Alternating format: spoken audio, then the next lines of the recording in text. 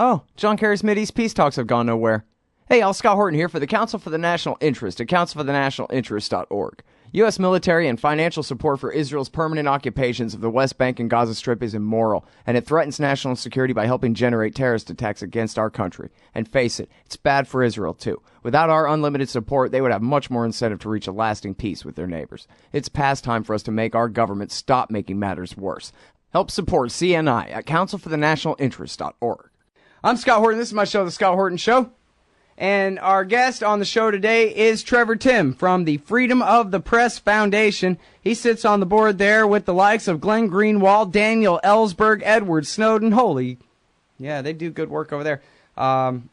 He also writes for The Guardian. He's formerly, you guys know Trevor, he's formerly of the Electronic Frontier Foundation. Writes at The Guardian. This one is called The Mentality of J. Edgar Hoover's FBI Undergirds Today's Surveillance State. One of them British newspaper written headlines there. Welcome back to the show, Trevor. How are you doing? Great. Thanks for having me back. Good. Very happy to have you here. And so I like the way, I like this article, and I like the way it starts out with the new movie 1971, which I haven't seen yet, but I can't wait. And I guess people know that it was just, a month or 6 weeks ago, something like that, that the individuals, or at least some of them, who liberated the Media Pennsylvania FBI papers in 1971 were revealed, and then that led to the COINTELPRO revelations and eventually the Church Committee and all the rest of that. And so there's so many important lessons to take from there. But first of all, I guess the single most important lesson was the mendacity of J. Edgar Hoover as it was exposed in those leaks, and just what he was able to get away with, how far it was possible for the former head of the FBI to go. Is that right? Yeah, absolutely. I mean, if anybody has a chance to see the documentary 1971, I really encourage you to do so. It's just an incredible, amazing story. You know, we think of J. Edgar Hoover these days as somebody who completely overstepped the bounds of the law, who was perhaps one of the most powerful men in the history of the country. You know, he ran the FBI for 50 years in almost complete secrecy with no oversight. You know, presidents themselves were afraid of him. The Media Pennsylvania files, when these burglars first broke into this FBI office, J. Edgar Hoover was still looked at as this saintly figure in American life, you know, beyond criticism. And what it revealed was that the FBI had been conducting these mass surveillance programs where they were spying and surveilling and harassing and trying to intimidate anti-war activists, civil rights leaders, including Martin Luther King Jr., African-American college students across the country. You know, the FBI's mission back then, it seemed, was to infiltrate any form of dissent in the country and disrupt it. And they used all sorts of dirty tricks that went well beyond the law and the Constitution. And without these burglars, we may have never found out about it. Right, yeah. And in fact, and we'll get back to the FBI and all this here in a second, but that goes to a recent article that you wrote beseeching people inside the national security state, inside the Senate, whoever, if they're able to go ahead and leak the torture report, since the government has made it so clear, executive and legislative both, that they never mean to release more than the executive summary, and they're even going to let the CIA participate in blacking out what ought to be included or discluded from the executive summary. Yeah, absolutely. It just goes to show you time and time again, the American public only learn about what the government does behind closed doors, and especially when they're engaged in wrongdoing or illegal acts. The only way they ever find out about it is through leaks to journalists. The same thing happened with the Media Pennsylvania burglars. You know, they had to break the law to get this information to journalists for the American public to find out. Now, you will not find a single person willing to criticize these burglars today. You know, this happened 40 years ago under Richard Nixon's administration, and yet we know they broke the law.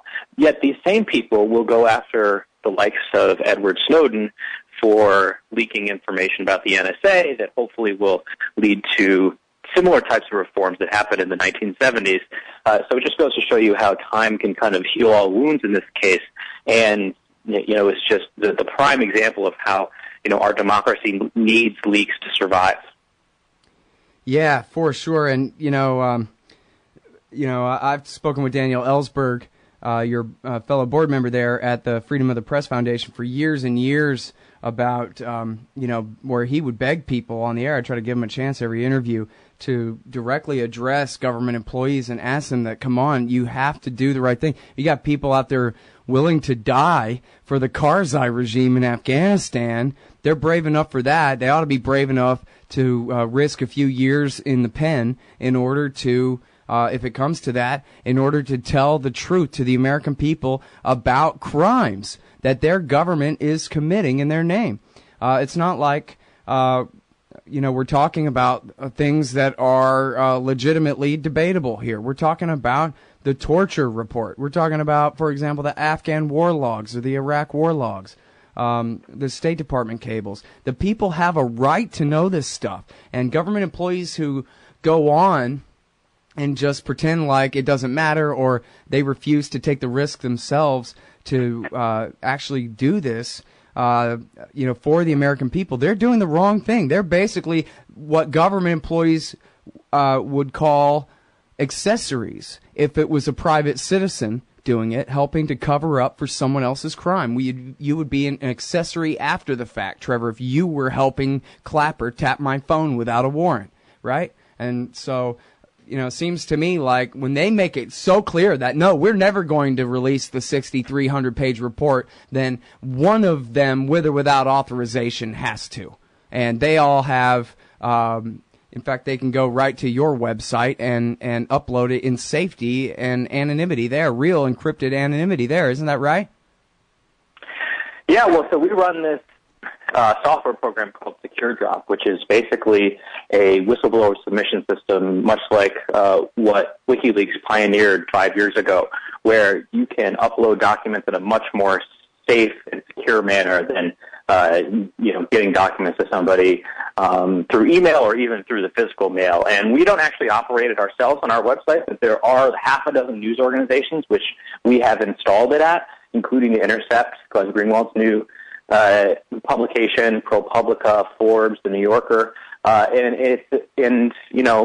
we are very encouraging of leaks because, as you just said, this stuff often just does not see the light of day without it. The government naturally recoils when people demand that they release information showing that they have engaged in wrongdoing. So it's like pulling teeth getting that to them to release it officially, and so we have to, unfortunately, get it through these unofficial channels. Mm-hmm. And that now requires a very brave and courageous person to put their job and life on the line to get the American public this information, much like Edward Snowden did, because as we've seen, the government will go to extreme lengths to plug leaks.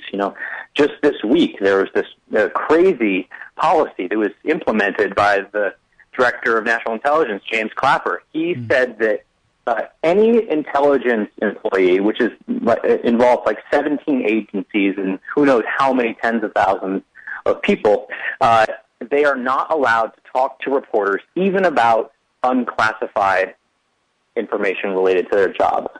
So you could talk to, if you're one of these employees, you could talk to your neighbor about what you do in your job in unclassified settings, but if your neighbor is a reporter, you are then banned from doing so, and you could potentially be fired or lose your security clearance for doing so. And this is just going to hurt the American public in so many ways when it comes to learning about what their government is doing, because oftentimes these employees that are filling in the gaps of information, being much more truthful than the official line on who knows how many subjects, and it just goes to show you how much we need people to step forward and be brave and be courageous to get us this type of information when it's going to be available to us less and less. Yeah, it's amazing, isn't it? These are the people who say for any individual citizen to want to maintain their privacy is basically suspicious. That if you don't have anything to hide, then what are you so worried about? And yet, boy, are they just wearing their guilt all over their sleeve when it comes to their secrecy, when they're supposed to be our servants and accountable to us and to the laws passed by our Democratic representatives and all this hooey that they teach us in junior high. And yet, they will go to the most ridiculous lengths, actually, I think is the only way to describe that. I mean, I don't know. I can't imagine, Trevor, that'll last. That can't last. Not in America, where with a rule like that. But then again, I can't really imagine them revoking it either. So I don't know. It's kind of this conundrum we're in where, the government wants to hold on to information as tightly as possible, but technology and people's mindsets have really changed to the point where people demand transparency and technology makes it easier. And so hopefully the government will learn eventually. I mean, it hasn't yet, but that they are going to need to be transparent because they're going to get transparency either way. Yep. All right, now back to your article here about the mentality of J. Edgar Hoover, not just the mentality, but his agency too.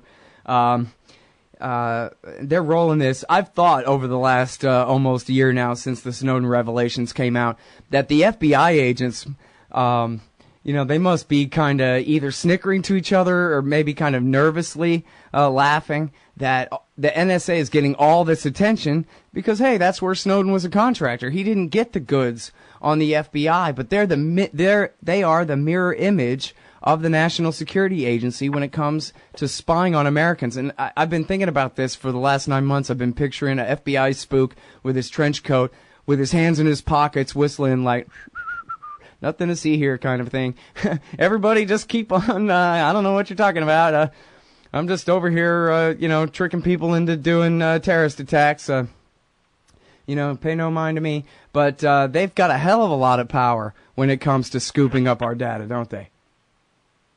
Oh, absolutely. I mean, I've imagined the same scenario over and over again in the last 9 months. The NSA gets all the attention. I mean, rightly, the NSA has been doing some absolutely incredible types of surveillance, not just the Americans, but not just the American public, but the rest of the world. But it's the FBI that really is the agency that will affect American civil liberties when it comes down to it. The FBI has many more powers to look into Americans than the NSA ever will, despite what the NSA can do now. And, we always forget that when you look at the court orders that Edward Snowden released, it's not just the NSA that's named. It's also the FBI. The FBI is doing the NSA's dirty work. So whenever you hear about the NSA colluding with a company, whether it's a tech company or a telecommunications company, and this company says, no, actually, we didn't give anything to the NSA. That's because they actually gave it to the FBI. The FBI acts as the NSA's go-between to all these American companies, so these American companies can have plausible deniability when reporters come to them and ask them what their relationship with the NSA is. And so, the FBI is doing just as much as the NSA does, but they're actually doing more because they have more power. They're the ones that have the power to wiretap people in the United States. They're the ones that are asking for a new wiretapping law that will give them a back door into all of our internet service providers like Google and Facebook. They're the ones that are asking judges for more authority to actually hack people to get information from them. And they're the ones that have continually showed that there is this culture of abuse going on in the system. People like to point out that the NSA has not been found to have systematically abused its powers. Well, the NSA has had national security letters for, over a dozen years now, and there has been government report after government report saying that they have been systematically abusing these national security letters to get all sorts of information on people they never should have gotten, and the problems are never fixed. These reports came out in 3 straight years, like 2008, 2009, 2010, and it's just amazing that they're given this oversight-free power, and they can continue to abuse them and not face any repercussions for it. Right. Well, and of course, it's such a red herring, as you're well aware, I know, it's such a red herring of them to say that, oh, well, we have a couple of instances of abuse of the NSA, even just as far as that goes, where, okay, one guy spied on his girlfriend twice, or however they want to characterize it. The entire thing is illegal, and I don't care what Congress says. It's the Fourth Amendment that says it's illegal. And in fact, the Congress, the guy that wrote the Patriot Act says that they're basically just lying about what Section 215 says. Section 215 does not say that you can do that, and you're in violation of the law by pretending that it does and doing it anyway, these general warrants. And so these specific instances of abuse are beside the point. Barack Obama is just as guilty of violating the Fourth Amendment as George Bush. Yeah, I mean, I shouldn't, when I said that about NSA abuse, I should definitely say that I don't believe that the NSA hasn't abused its powers. Its power itself is definitely an abuse. And no, I'm sorry, because I wasn't trying to correct you. I just wanted to point that out about how they always say that, and it's an excellent point. Sure. Yeah. But yeah, I mean, this whole thing. In fact, this is what I want to ask you too. Was the national security letter? That means a cop writes himself a warrant and goes and serves it, does whatever he wants, as long as he can call it a business record or whatever it is. But then I wonder, well, wait a minute. I'm not sure of the numbers of all the different sections that do this, that, and the other thing. Would that be the same business record section, Section 215? And so then does that mean that there's such a thing as a general national security letter where the FBI can just go, FISA court or not or whatever, they can just go and do mass collection just like the NSA of many, many people based on one NSL? Well, that's the problem. We don't really know the full scope of what they're doing with Section 215. We do know that with national security letters, before they have tried this. There was a situation in 2006 or 2007 where they basically took one national security letter and got thousands of people's hotel records in Las Vegas. They could be using Section 215 as essentially a super national security letter. It's entirely possible, unfortunately, and many things are possible beyond what is in the plain language of the statute, as we've learned over the past year. Mm-hmm. And that's why it's so important that Congress clarify what's going on with this law, because it's clear that the NSA and the FBI think they can just go behind closed doors and do whatever they want with it, no matter what it says. Right. And, that's a real problem. Not just for people's privacy, but for democracy, given the fact that we're supposed to be a country that passes public laws based on public opinion, whereas in this situation it's been the complete opposite. There's so much more going on here, too. Let me make sure I've given you a chance to talk about the FBI's role in the spying as much as possible, as much as you need here, too, before, and it's in your article, so it's not too far afield, but there's so much going on about biometric surveillance, and I don't know if you saw the thing in the Atlantic about the Gorgon stare over Compton, California, and all these kinds of things that I want to get into with you here also. Yeah, the FBI just has so many tools in its tool belt now. There was a Supreme Court case called U.S. versus Jones that got decided 2 years ago, which said the FBI couldn't attach a GPS tracker to somebody's car without a warrant. So what they've done since then is basically make all of their surveillance secret. They won't release anything via Freedom of Information Act, and they have all sorts of tools like drones that they've been using. They won't tell us how many they're using for surveillance. The EFF just released this new information that they received, saying the FBI has this new next-generation facial recognition program that will have as many as 52 million photographs in it next year, which includes millions of people who have never committed a crime.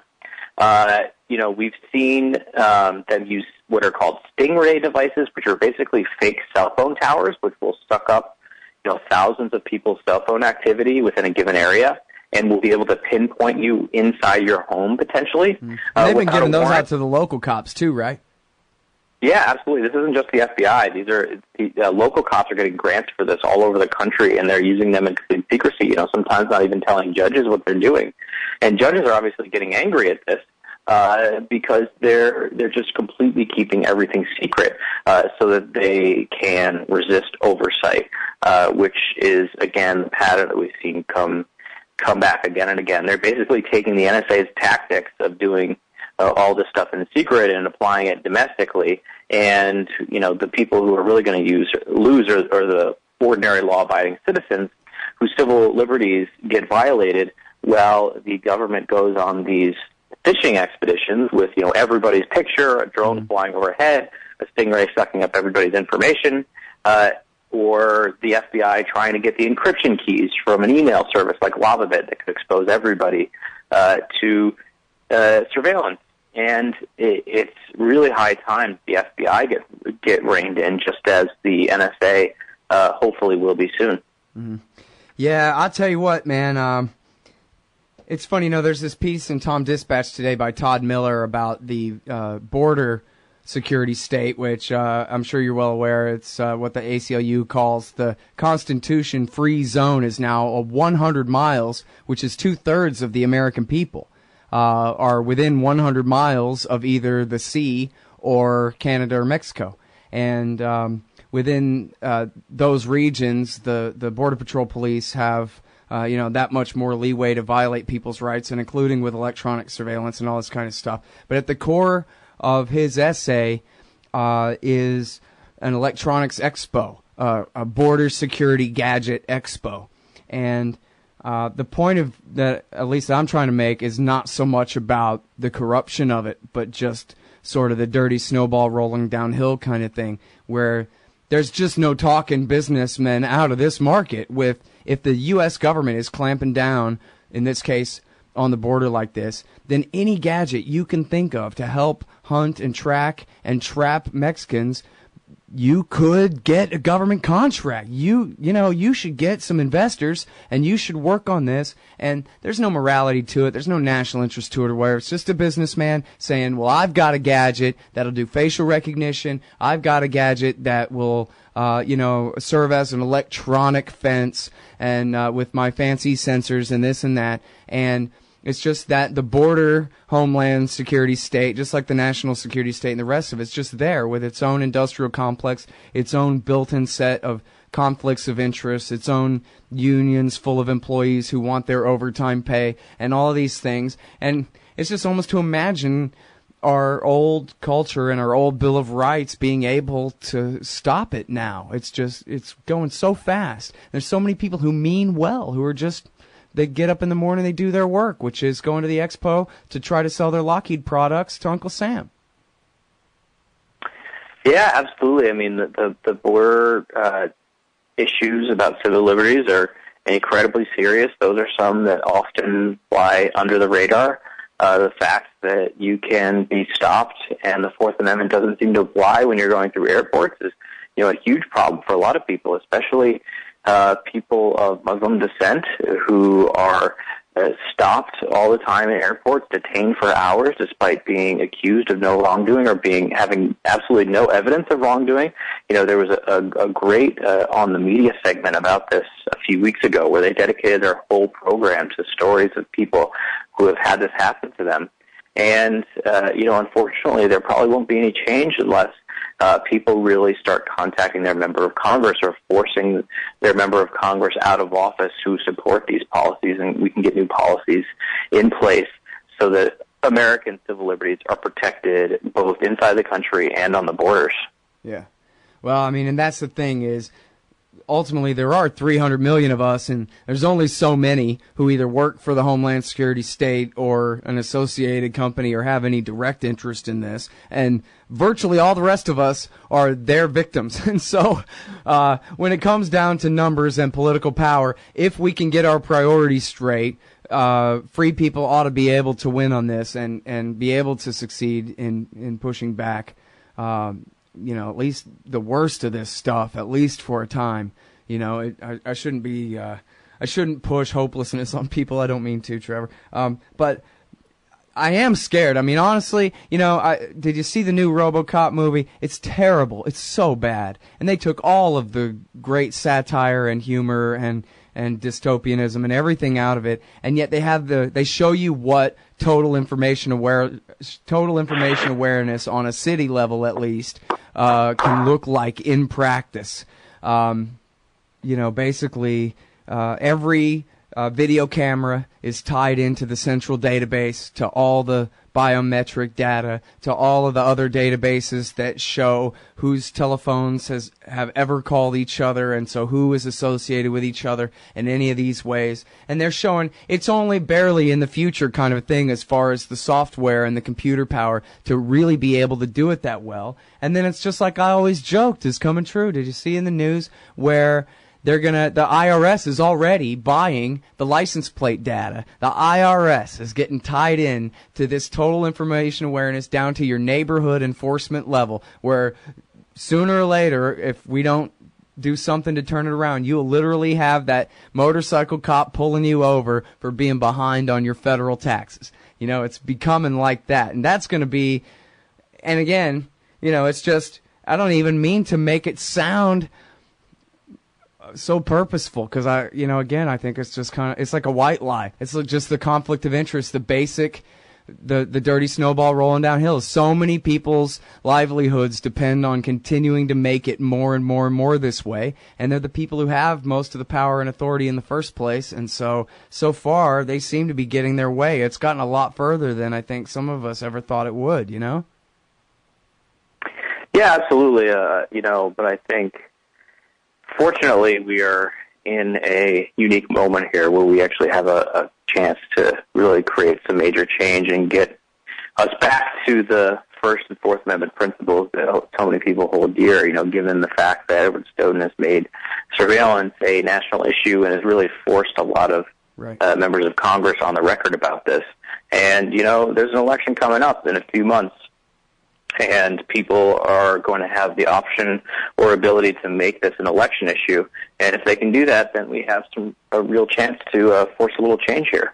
Right. Yeah, I think this window of time is really important as long as these revelations continue to be published. This is our chance to really make a change. And you're doing such great work along these lines. I really appreciate it, and I really appreciate your time on the show as always, Trevor.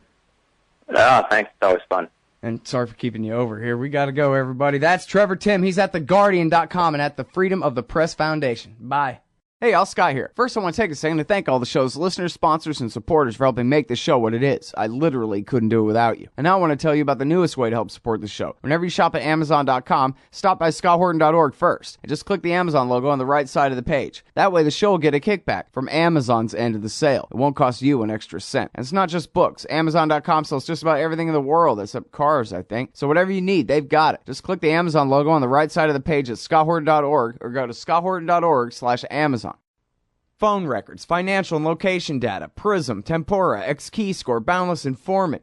Hey, y'all, Scott Horton here for offnow.org. Now, here's the deal. Due to the Snowden revelations, we have a great opportunity for a short period of time to get some real rollback of the national surveillance state. Now, they're already trying to tire us by introducing fake reforms in the Congress. And the courts, they betrayed their sworn oaths to the Constitution and Bill of Rights again and again, and can in no way be trusted to stop the abuses for us. We've got to do it ourselves. How? We nullify it at the state level. It's still not easy, but the Off Now project of the 10th Amendment Center has gotten off to a great start. I mean it. There's real reason to be optimistic here. They've gotten their model legislation introduced all over the place, in state after state. I've lost count, more than a dozen. You're always wondering, yeah, but what can we do? Here's something important, something that can work if we do the work.